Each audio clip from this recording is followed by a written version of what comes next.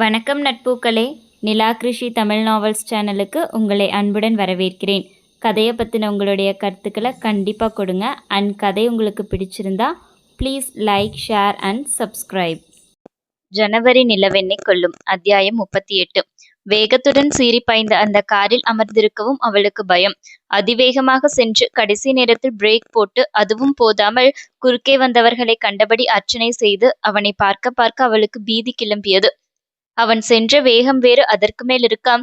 சீட்டோடு ஒன்றி கெட்டியாக பிடித்து கொண்டவளை பார்த்தவனுக்கு அவளது நிலை உரைத்தது. வயிற்றில் தன் பிள்ளையை சுமக்கிறாள் என்பது உரைக்க சட்டென்று வேகத்தை குறைத்தான். சென்னையில் இருக்கும் அவனது வீட்டிற்கு செல்வான் என்றுதான் அவள் நினைத்தாள். ஆனால் அவனோ மதுரை செல்லும் நெடுஞ்சாலையில் காரை விரட்ட இவளுக்கோ மனம் அடித்து கொண்டது.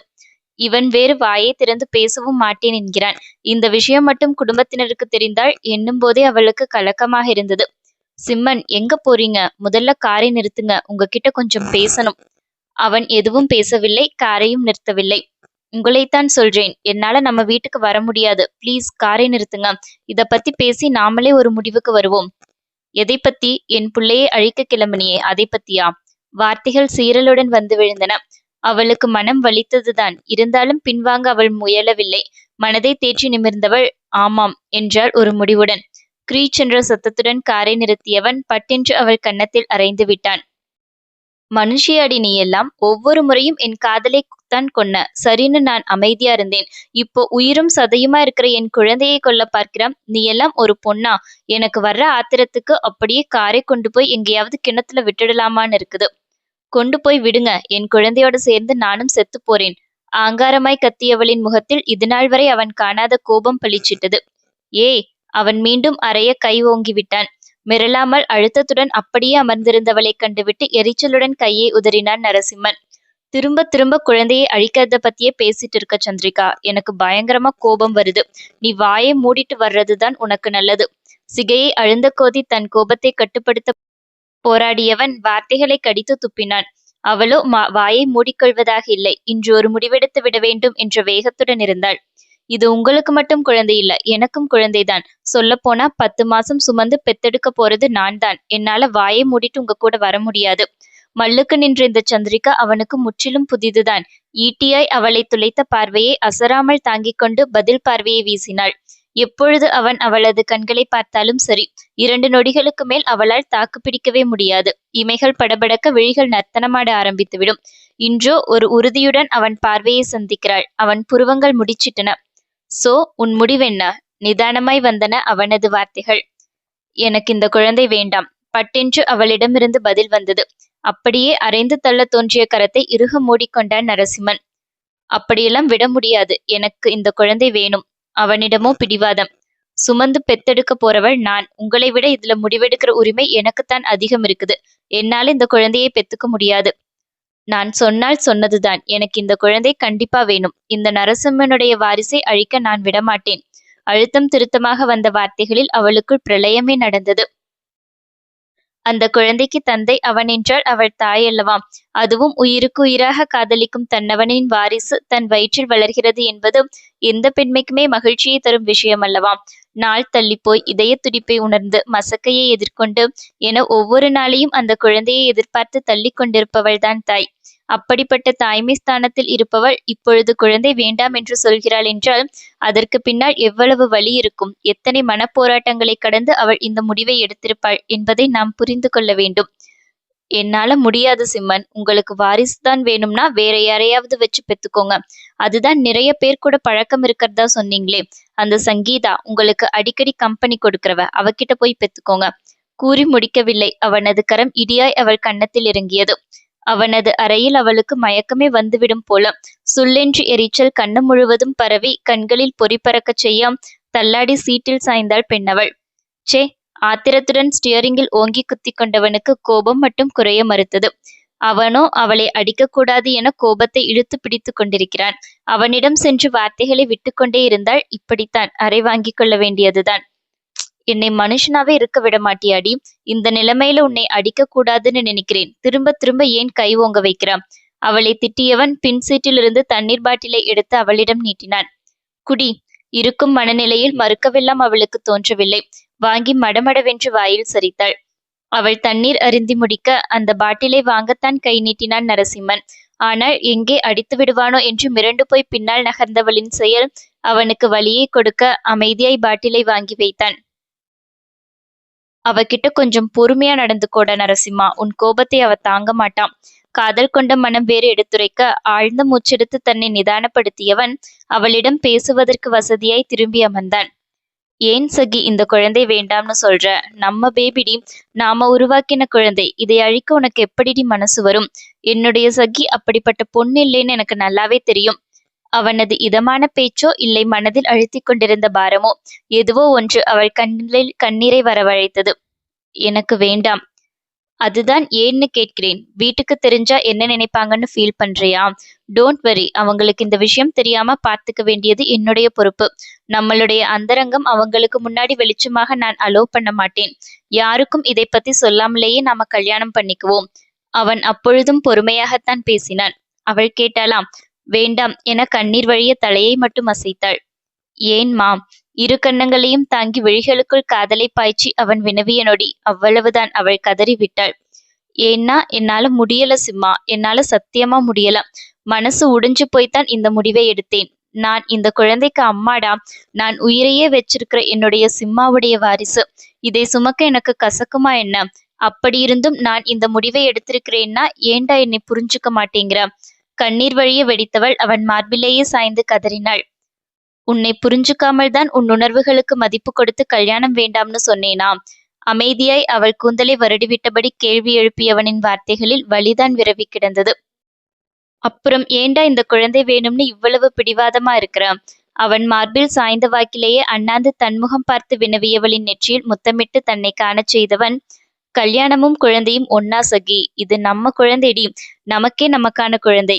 யோசிச்சு பாரு சகி, வளர்ந்து வந்து உன்னை அம்மான்னு கூப்பிடும், என்னை அப்பான்னு கூப்பிடும். நம்ம குழந்தையை அழிக்கணும்னு சொல்றியேடி. வேண்டாம்மா. இதோ இதோ இதுக்குத்தான் வேண்டாம்னு சொல்றேன். அது அம்மான்னு கூப்பிடுறதுக்கான தகுதி எனக்கு இல்லடா. அவனை விட்டு விலகி அமர்ந்தவளுக்கு அழுகையில் உதடு பிதுங்கியது. எதையோ மனதில் போட்டு குழப்பிக் கொள்கிறாள் என்பது அவனுக்கு புரிந்தது. அவளே பேசட்டும் என அமைதி காத்தான். நான் ஏன் நீ வேண்டாம், இந்த கல்யாணம் வேண்டாம்னு மறுத்துட்டு இருக்கிறேன்னு உனக்கு தெரியுமாடா? உன்னுடைய புனிதமான காதலுக்கு நான் கொஞ்சம் கூட தகுதி இல்லாதவள். நான் அசிங்கம். இந்த அழுக்கு உனக்கு வேண்டாம்னு தான் விலகி விலகி போறேன். சகி, அந்த சுந்தர் விஷயத்தை மனசுல போட்டு உழப்புறேன்னு நல்லாவே புரியுது. வேண்டாம்மா, மறந்துடும். எல்லாத்தையும் மறந்துட்டு புது வாழ்க்கை வாழலாம்னு நான் தானே உன்னை கூப்பிட்டேன். நாம, நம்ம காதல், இப்ப நம்ம பேபி, இது மட்டும் போதும்டி. நீ வேற எதை பத்தியும் யோசிக்க வேண்டாம். அவள் மருகி தவிப்பதை அவனால் கண்கொண்டு காண முடியவில்லை. என்னால முடியலையேடா. அந்த குற்ற உணர்வு என்னை கொல்லுது. என்னால எல்லாத்தையும் மறந்து உங்களோட வாழ முடியும்னு தோணல. அன்னைக்கு எனக்கு காதல் வேண்டாம், கட்டில்ல கிடக்கிற சுகம்தான் வேணும்னு பேசினேனே. என்னுடைய கேரக்டர் அது இல்ல. இருந்தாலும் அப்படி பேசினேன். உனக்காக, உன் காதலுக்காக. உன்னுடைய புனிதமான காதலுக்கு நான் கிடைக்க கூடாதுன்னு மனசை கல்லாக்கிட்டு அப்படி பேசினேன். கண்ணீருடன் அவள் கூறிய இந்த விஷயம் அவனுக்கு புதிது. மனதில் அடைத்து கொண்டிருந்த எதுவோ ஒன்று பட்டென்று விடைபெற்று பறந்ததைப் போல இருந்தது. அந்த வார்த்தைகள் இதோ இந்த நொடி வரை அவன் மனதை உறுத்தி கொண்டே இருந்தது என்பதுதான் உண்மை. அந்த வார்த்தைகளை நினைத்து அவன் அடைந்த வேதனை கொஞ்ச நஞ்சமா என்ன? எத்தனை இரவுகள் தூக்கத்தை தொலைத்து துக்கம் பெருக நரகத்துடன் வாழ்ந்து கொண்டிருந்தான். சகி. அவன் சட்டைக்காலரை பற்றி இழுத்து தன்னருகே இழுத்தவள், உன் சகிதான்டா. நான் எப்பவுமே உன் சகிதான். ஆனால் நானே அறியாம என் மேல கரை படிஞ்சிருச்சு. அன்னைக்கு ஏதோ பார்ட்டி இருக்குதுன்னு தான் அந்த பப்க்கு சுந்தர் என்னை கூப்பிட்டான். பொதுவா அந்த மாதிரி இடத்துக்கு போக எனக்கு பிடிக்காது. இவன் ரொம்பவும் வற்புறுத்தினதுனால மனசே இல்லாமல் தான் கிளம்பி போனேன். நல்லாத்தான் பேசிட்டு இருந்தோம். அவன் ட்ரிங்க் சாப்பிட்டான். எனக்கு அந்த பழக்கம் இல்லைங்கிறதுனால ஜூஸ் குடிச்சேன். கொஞ்ச நேரத்திலேயே எனக்குள்ள என்னமோ பண்ண ஆரம்பிச்சுது. தள்ளி உட்கார்ந்து பேசிட்டு இருந்தவன் என் பக்கத்துல நெருக்கமா வந்து உட்கார்ந்தான். கண்ட இடத்துல தொட்டு தொட்டு பேச ஆரம்பிச்சான். முதல்ல தள்ளி விட்டேன். ஆனால் நேரமாக அந்த தொடுகையை நான் ரசிக்க ஆரம்பித்தேன். கூறிவிட்டு சற்று நிறுத்தியவள் தன் உணர்வுகளை கட்டுப்படுத்த போராடி கொண்டிருந்தாள். முகம் சிவக்க கண்ணீர் கட்டுக்கடங்காமல் பெருகியது. வேண்டாம்மா, விட்டுடு. எனக்கு எதுவுமே தெரிய வேண்டாம். தன்னவள் படும் வேதனையை தாங்க முடியாமல் இழுத்து நெஞ்சோடு அணைத்து கொண்டவனின் குரல் கமறியது. ஆழ்ந்து சுவாசித்து தன்னை நிலைப்படுத்தியவள் அவனிடமிருந்து விலகி அமர்ந்தாள். இல்லங்க, நான் இன்னைக்கு பேசியே ஆகணும். அவன் என்னை மேல ரூம்க்கு அழைச்சிட்டு போன போது நானுமே விரும்பித்தான் போனேன். எல்லை மீறி அவன் என்கிட்ட நடந்துக்கிறான்னு புரிஞ்சுது. ஆனால் என் உடம்புக்கு என்ன ஆச்சுன்னு தெரியல. இன்னும் இன்னும் அந்த நெருக்கம் வேணும்னு ஒரு ஏக்கம். இப்ப நினைச்சால் கூட என் மேல எனக்கு அவ்வளவு வெறுப்பு வருது சிம்மா. ஏன் அப்படி நடந்துக்கிட்டேன்னு இன்னைக்கு வரைக்கும் தெரியல. நான் அப்ப சுயநினைவு இல்லாமல் எல்லாம் இல்லை. எனக்கு நல்லாவே தெரிஞ்சுது. உங்களுக்கு புரியுதா சிம்மன்? அவன் கூட அந்த பெட்ல இருக்கிறதை நான் விரும்பினேன். பச்சையா சொல்லணும்னா உடல். அதற்கு மேல் பேச முடியாமல் அவள் வாயை கரம் கொண்டு மூடினான் நரசிம்மன். வேண்டாம்டி. பிடிவாதமாக அவன் கரத்தை விலக்கியவள், ஏன் என் காதலை ஏத்துக்க மாட்டேங்கிறேன்னு கேட்டுட்டே இருக்கீங்களே, இதுக்குத்தான் நான் உங்க காதலை மறுக்கிறேன். ஒருவேளை சுயநினைவு இல்லாத நிலைமையில அவன் என்னை கட்டாயப்படுத்தி இருந்தால் கூட நான் அந்த நிகழ்வுகள்ல இருந்து விலகி வந்திருப்பேனோ என்னவோ. இது இது வேற சிம்மன். முழு சுய உணர்வோட சொல்லப்போனா அவனுக்கு இணையா, அவனை விட ஆர்வமா அந்த பெட்ல நான் அவன் கூட இருந்தேன். அப்பதான் கதவை திறந்து நீங்க உள்ள வந்தீங்க. சத்தியமா சொல்றேன், உங்களை பார்த்த அந்த நிமிஷம் உங்க கண்கள்ல தெரிஞ்ச வலி எல்லாத்தையும் மீறி அப்பவும் கூட உங்க கண்கள்ல மின்னின நம்பிக்கை என்னை அடியோட உங்க காலடியில விழ வச்சிருச்சு. வெளியே சொன்னால் கேவலம். இன்னொருத்தன் கூட படுக்கையில அசிங்கமா இருக்கிற நேரத்துல உங்க காதலை உணர்ந்தேன். உங்க கண்கள்ல தெரிஞ்ச வலி, ஐயோ அதை என்னால மறக்கவே முடியல சிம்மன். அப்படி இருந்தும் கூட என்னால சுந்தர்கிட்ட இருந்து விலகி வர முடியல. நீங்க போன பிறகு மனசு அடிச்சுக்குச்சு. போ சந்திரிகா, அவன்தான் உன்னவன்னு. ஆனால் இந்த வெட்கம் கெட்ட உடம்புக்கு என்ன ஆச்சுன்னே தெரியல. அந்த சுகம் வேணும்னு அவன் கூட அசிங்கமா. அதற்கு மேல் பேச முடியாமல் குலுங்கி குலுங்கி அழ ஆரம்பித்தவளை இழுத்து அணைத்து கொண்டான் நரசிம்மன். போதும் சகி, போதும். இதுக்கு மேல எதுவும் சொல்ல வேண்டாம். அவளது நிலை அவனுக்கு புரியவில்லை. போதையில் இல்லை என்கிறாள், சுய உணர்வோடுதான் இருந்தேன் என்கிறாள். ஆனால் நடந்ததை நினைத்து மருகி தவிக்கிறாள். எது எப்படி இருந்தாலும் சரி, இதற்கு மேல் அவளை வருத்தப்பட வைக்க அவன் விரும்பவில்லை. அடுத்த நாள் நான் நினைச்சது போலவே நீங்க என் முன்னாடி வந்து நின்னீங்க. உன்மேல எனக்கு நம்பிக்கை இருக்குது, என்னாச்சுன்னு கேட்டீங்க. உங்க காலடியில மொத்தமா நான் விழுந்த தருணம் அது. கண் முன்னாடி இன்னொருத்தன் கூட பார்த்த பிறகும் நீங்க என் மேல வச்ச நம்பிக்கை, அதுக்கு நான் தகுதியே இல்லைன்னு மனசு கிடந்து அடிச்சுக்குச்சு. அதனாலதான் அப்படி ஒரு பொய்யை சொன்னேன். உண்மையை சொல்லணும்னா அது பொய் இல்லை. நானும் விரும்பித்தானே அவன் கூட இருந்தேன். உங்க காதலுக்கு நான் தகுதி இல்ல, உங்களுக்கு நான் கிடைக்க கூடாதுன்னு தான் அப்படி பேசினேன். ஆனால் உங்களுக்கு வலித்ததை விட பல மடங்கு எனக்கு வலிச்சது. மனசை கல்லாக்கிட்டுத்தான் உங்க காதலை தூக்கி எறிஞ்சேன் சிம்மன். ஆனால் ஒரு நொடி கூட உங்களை நினைக்காமல் நான் வாழ்ந்ததில்ல. நீங்க சொன்னீங்களே, சேர்ந்து வாழ்ந்தால்தான் காதலா, தள்ளி தள்ளி வாழ்ந்தாலும் காதல் தான்னு. அப்படித்தான் இவ்வளவு வருஷமும் நான் வாழ்ந்தேன். 8 வருஷம் கழிச்சு உங்களை திரும்பவும் சந்திச்ச போது என் காதலை அடக்கி வைக்க முடியல. அதை நீங்க கண்டுபிடிச்சிட்டீங்க. எல்லாத்தையும் மறந்துட்டு வாழலாம்னு கூப்பிட்டீங்களே, அப்படியே உங்க கையை பிடிச்சிட்டு கண்காணாத உலகத்துக்கு போயிடணும்னு தோணுச்சு. அவன் விழிபார்த்து கூறியவளின் கண்களில் அவ்வளவு காதல். ஆனால் மனசுக்குள்ள இருக்கிற குற்ற உணர்ச்சி உங்க காதலுக்கு நான் தகுதி இல்லாதவள்னு சொல்லி காண்பிச்சுட்டே இருந்துச்சு. அதனாலதான் விலகி விலகி போனேன். உங்களுக்கு புரியுதான்னு எனக்கு தெரியல சிம்மன். ஆனால் இந்த குற்ற உணர்ச்சியோட என்னால உங்க கூட வாழ முடியாது. இப்படிப்பட்ட கேவலமானவள் வயித்துல உன் குழந்தை வளரணுமா? உன்னுடைய பரிசுத்தமான காதலுக்கு கிடைச்ச புனிதம் இந்த குழந்தை. இத சுமக்கிற தகுதி எனக்கு இல்லைன்னு தான் அழிக்க நினைச்சேன். எனக்கு மட்டும் இது வலிக்காதாடா? எவ்வளவு வேதனையோட இந்த முடிவை எடுத்தேன் தெரியுமா? மனசளவுல போராடி போராடி செத்து போயிடுவேன் போல. என்னால முடியலடா சிம்மா. உன்னை விளக்கவும் முடியல, உன்னை ஏத்துக்கவும் முடியல. இந்த குழந்தை, நம்ம பேபி எனக்கு வேணும்டா. அவன் விழிபார்த்து கதறி அழுதவள் அவன் மார்பில் சாய்ந்தாள். பயங்கரமான மனக்குழப்பத்தில் இருக்கிறாள் என்பதை அவனால் புரிந்து கொள்ள முடிந்தது. அன்று நடந்த நிகழ்வு அவள் மனதை பலமாய் பாதித்திருக்கிறது என்பது புரிந்தது.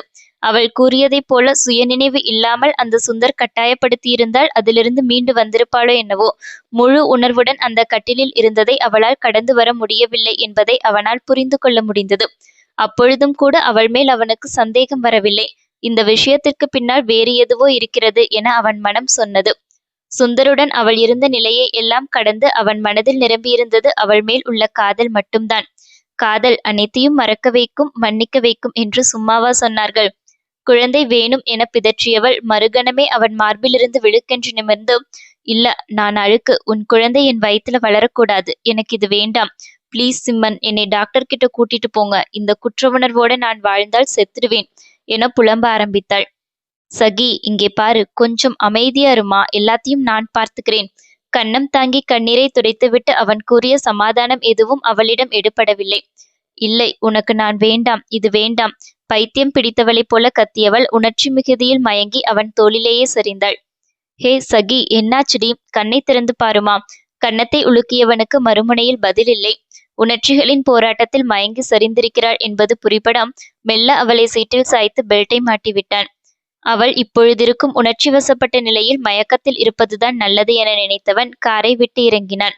மனம் ஒரு நிலையில் இல்லவே இல்லை. அன்று அவள் நடந்து கொண்ட விதத்திற்கு காரணம் கிடைக்கும் வரை அவளது குற்ற உணர்வு தீராது என்பது அவனுக்கு புரிந்தது.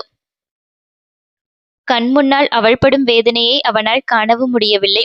இதயம் முழுவதும் அவ்வளவு வலி. திரும்பி பார்த்தவனின் பார்வையில் கண்ணீர் தடத்துடன் மயங்கி கிடந்தவள் விழாம். இவனது கண்களிலும் கண்ணீர். அழுகிறான். அந்த பெண்ணிற்காக இத்தோடு 2வது முறையாக அழுகிறான். ஆண்மகன் அழக்கூடாது என்று யார் சொன்னார்கள்? காதலின் ரணத்தில் மூழ்கி அவன் சிந்தும் ஒவ்வொரு கண்ணீரும் அந்த காதலை வலுப்படுத்தத்தான் செய்கிறது. முகத்தை அழுந்த தேய்த்து கொண்டு ஆழ்ந்த மூச்செடுத்தவனுக்குள் இனி அவளை தனியாக விடக்கூடாது என்று உறுதி பிறந்திருந்தது. இனியும் அவள் உணர்வுகளுக்கு மதிப்பு கொடுத்து தள்ளி நின்றால் இந்த குற்ற உணர்ச்சியில் மூழ்கி செத்து விடுவாள் என்பது உரைக்காம் ஒரு முடிவுடன் காரில் ஏறி அமர்ந்திருந்தான். எல்லாத்தையும் நான் பார்த்துக்கிறேன் சகி. இனி உன்னுடைய வேலை என்னை லவ் பண்றது மட்டும்தான். உன் சிம்மா இருக்கிறான், எல்லாத்தையும் பார்த்துக்குவான். கூந்தல் ஒதுக்கி நெற்றியில் முத்தமிட்டு கூறியவன் தெளிவான மனநிலையுடன் காரை கிளப்பினான். தொடரும்.